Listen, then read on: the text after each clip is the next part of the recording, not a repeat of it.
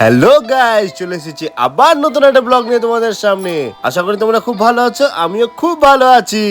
আজকে আমি পৌঁছে গেছিলাম রাঙামাটির দেশ বোলপুর শান্তিনিকেতনে। আজকে লাঞ্চে চলে এসেছিলাম সোনাঝুরি হাটের ফেমাস রামশ্যাম ভিলেজ রেস্টুরেন্টে। এই রেস্টুরেন্টের কথা কিন্তু আমি অনেকের মুখে শুনেছিলাম, তো সেদিনও আমি পৌঁছে গেছিলাম আমার এক ভাইয়ের কথা শুনে। এখানে তোমরা লাঞ্চ ছাড়া ব্রেকফাস্টের অপশনও পেয়ে যাচ্ছ। ব্রেকফাস্টটা এখানে ছিল 12 রকমের আইটেম। ব্রেকফাস্টটা স্টার্ট হয় সকাল 8টার থেকে 10:30 অবধি। এখানে কিন্তু এসি নন এসি দুই রকমেরই সুবিধা আছে। চলো তাহলে এবার ভিতরে যাওয়া যাক।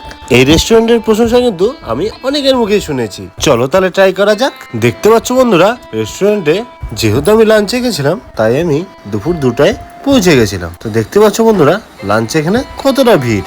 দেখতে পাচ্ছ বন্ধুরা, এখানকার অ্যাম্বিয়েন্সটা কত সুন্দর। একটা আলাদাই মনোরম পরিবেশ রয়েছে, একদম বাঙালিয়ানাটা ভাইবস এনে দিচ্ছে। তোমাদের সাথে কথা বলতে বলতে আমার লাঞ্চটাও চলে এলো। এখানে কিন্তু আমি সবার মুখে শুনেছি মাটনটা নাকি ফেমাস, তাই আমি নিয়ে নিয়েছিলাম মাটন থালি। থালির মধ্যে প্রায় অনেকগুলো আইটেম ছিল, যেমন ছিল ডাল, আলু পোস্ত, শুক্তা, ভাত, বেগুন ভাজা, ভেন্ডি ভাজা, স্যালাড, চাটনি, পাঁপড় ভাজা আর মাটন। প্রতিটা খাবারের টেস্ট ছিল খুবই সুস্বাদু। তোমরা যদি বোলপুরে আসো এই রেস্টুরেন্টে ভিজিট করতে কিন্তু অবশ্যই ভুলো না। প্রথমে টেস্ট করে নিচ্ছি শুক্তো দিয়ে, তারপরে আমি টেস্ট করে নিলাম আলু পোস্তটা।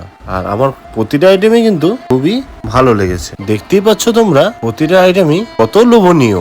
এদের প্রতিটা আইটেমে কিন্তু একটা বাঙালিয়ানা স্বাদ আছে। তো আমার ভিডিওগুলো তোমাদের কেমন লাগছে আমাকে অবশ্যই জানাবে। এখন কাজের চাপে আমি তোমাদের সাথে রোজ ভিডিও দিতে পারছি না, চেষ্টা করছি তাও যে প্রায় ভিডিও নিয়ে আসার।